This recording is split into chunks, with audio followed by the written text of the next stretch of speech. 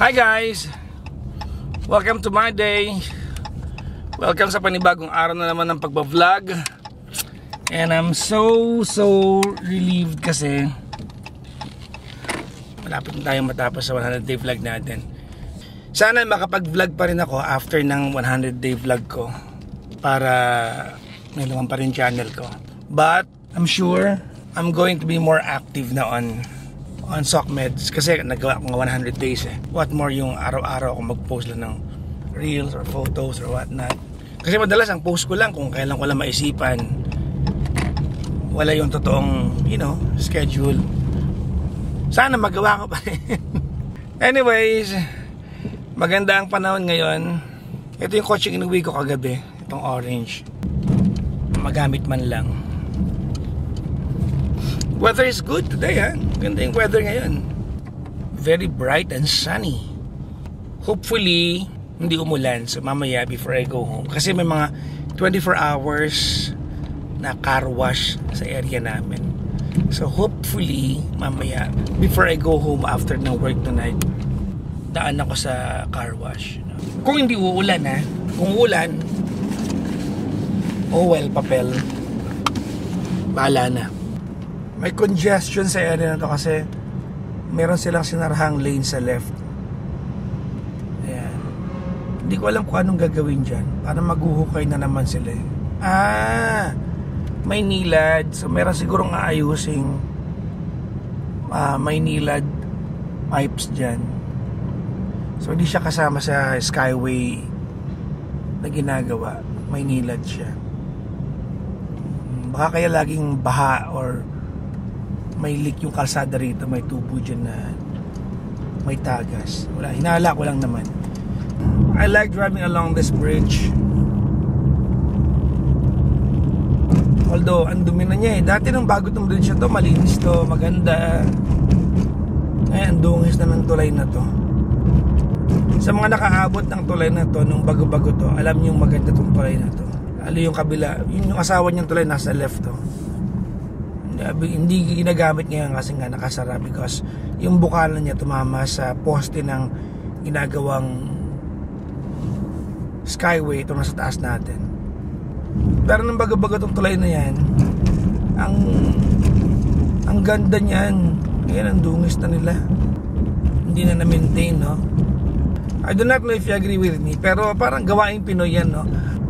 Magpapagawa tayo ng magagandang infrastructure tapos hindi natin ma-maintain, di ba? Pag private company kasi na ma-maintain eh, pero pag hindi private company, pag government, sumasabit tayo sa maintenance. Alam natin yan, kahit nga mga parks natin eh. Kahit nga yung mga dambana o yung mga rebulto ng mga bayani natin eh. Pag pinapasinayaan, diba, pag pasinaya ibig sabihin yung inauguration. Pag pinapasinayaan yung mga dambana, di ba, proud tayo. Pero kapag maintenance na, di ba, naalala nyo nung unang upo ni Yorme, yung dambana ng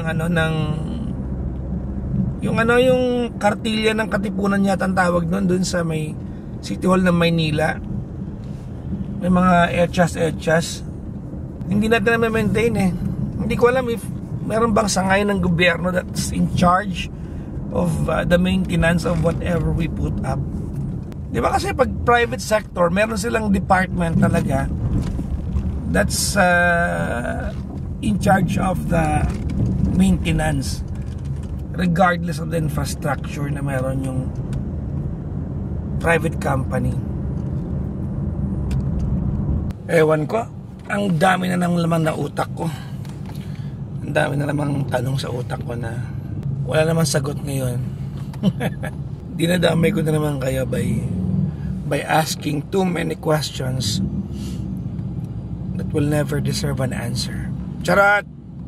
Anyways, hello sa lahat ng mga nakasubaybay sa atin sa programa ko gabi-gabi. Pero, nanonood pa rin ng vlog ko. So, thank you very much. Kung kasama kayo dun sa nanonood sa akin o nakikinig sa akin gabi-gabi at nanonood pa rin ng vlog ko, thank you very much. Maraming salamat. Ano napapala nyo sa akin. yung mga 2 to 3,000 na araw-araw nanonood sa akin kahit ganito lang ginagawa ko. Thank you very much. I hope that my life, my everyday routine is interesting enough para panoorin ninyo. Maraming salamat. I appreciate you. Okay, so nakapag-shoot na kami ng test shoot sa Baclitas. 3 hours, 2 hours, mga 2 hours namin ginawa. Preparation and all. Tapos na. Nakapag-edit na ako nung hinihingi sa akin ni Gandang Kara ng files niya for China. At kakatapos ko lang din. So habang nag-observe doon sa shoot, balik-balik ako, tapos ko nag-edit ako. Now, it's almost 6 in the evening. It's my time to at least eat kasi medyo masama na yung timpla ng ulo ko dahil gutom na ako at pagod na ako. So, kain tayo. Gutom na ako.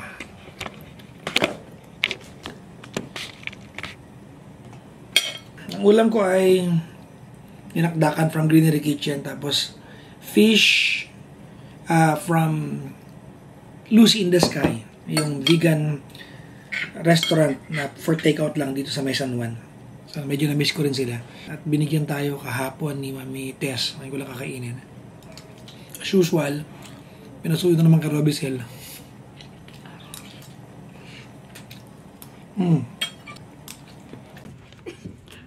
Hi guys! Ano nang day natin ngayon? Day 69 ng vlog. Ako to, ang papa nyo, namanas lang. Namanas lang ako ng konti. Pero, ayun, pagod ako sa gym. Ang dami kong mga binuhat dun eh. Ang gagwapo eh. Charot. Okay, thanks, bye. Hindi ako nakapag-vlog maghapon. Dami kong ginawa. Ang hirap isingit ng vlog dahil sobrang dami kong ginawa maghapon. Ang dami kong ginasikaso maghapon. Ang sakit ng ulo ko. Alam nyo kapag kayong task, ang dami tapos magkakaiba ng nature, ang daling sumakit ang ulo eh, di ba? I just wanna go home and eat. Gusto ko na makauwi. Kakain tayo. But na lang talaga, I have a job that's very fulfilling. Sobrang fulfilling ng trabaho ko. Mayroon akong like parang 3 callers ngayong gabi. And I think at some point to a healthy degree, natulungan naman natin sila. At malaking bagay yun, no? Moral booster sa atin yun to do more sa trabaho natin. Kasi syempre hindi naman laging nag-a-agree ang mga tao sa pinagsasabi ko sa radyo. But I think if I give advice and the advice is coming from a place in my heart that's well-intentioned, madaling ilaban eh, no? Pagka genuine ka. At yun lang naman yung promise ko sa mga tumatawag sa akin. I will be genuine, I will be true, magpapakatotoo ako sa inyo. Hindi ako magiging madamot sa sa good intention. Kung along the way masabi akong medyo masakit sa pandinig kasi baka feeling ko ginigising lang kita. Alam niyo ba, I have apologized countless times sa mga callers ko kapag feeling ko I have pride, no? Nag-pry ako sa buhay nila o sa part ng buhay nila na hindi naman nila inilalapit sa akin pero na nasundot ko dun sa pag-a-analyze ko ng kwento nila. So I really apologize, no? At hindi sarcastic yung apology ko, ha. It's really from the heart, no? So tonight is one of those days na I'm so tired but I am fulfilled. I feel really fulfilled and it makes me do my job a little bit more every single day.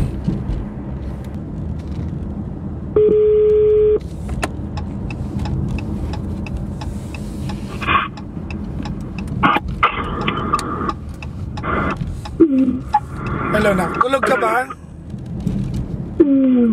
Tulog ka na? Okay, sorry. Okay, sige na. Papatingnan ko sana sa'yo ng Jesusin ng Mirage. Sige na, ako na lang mamaya. mga bay.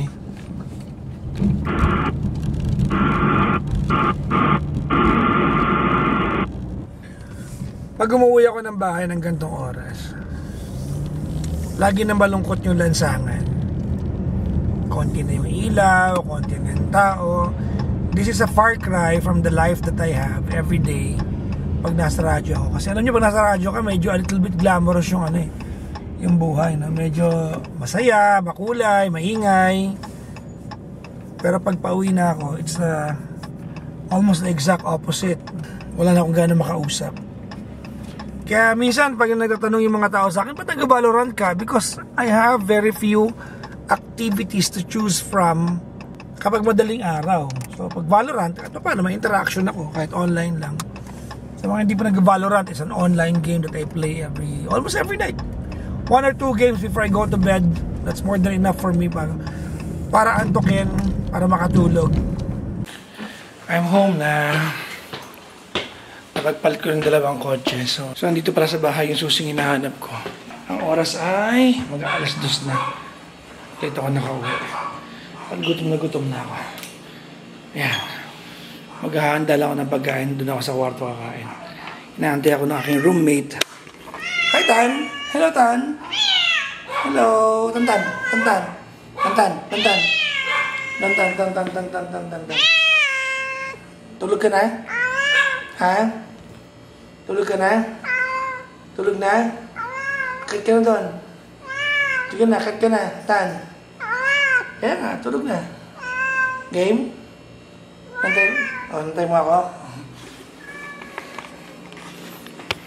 Nagreklamo na naman siya. Nag-prepare lang ako ng pagkain ko. Dilim, sorry. Ayan. Isang bowl. My last meal for the day. My second meal for the day pala. And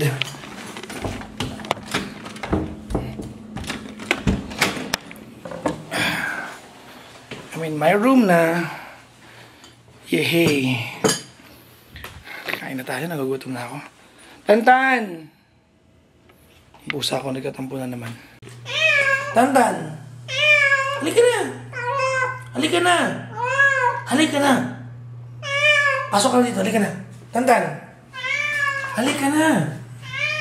Tantan! Pasok ka na doon. Pasok ka na doon! Lagyan mo na. Lagyan mo na ang arte mo. Sige, tutulog na tayo. So, ito yung buhay ko pag mag-edit na ako. May nakabukas sa akin isa for background. Yan, nanonood ako ngayon ng 60 Minutes. My favorite documentary. Tapos, check ko dito ano yung huling araw na na-edit ko. So, 92 yung huling araw na na-edit ko.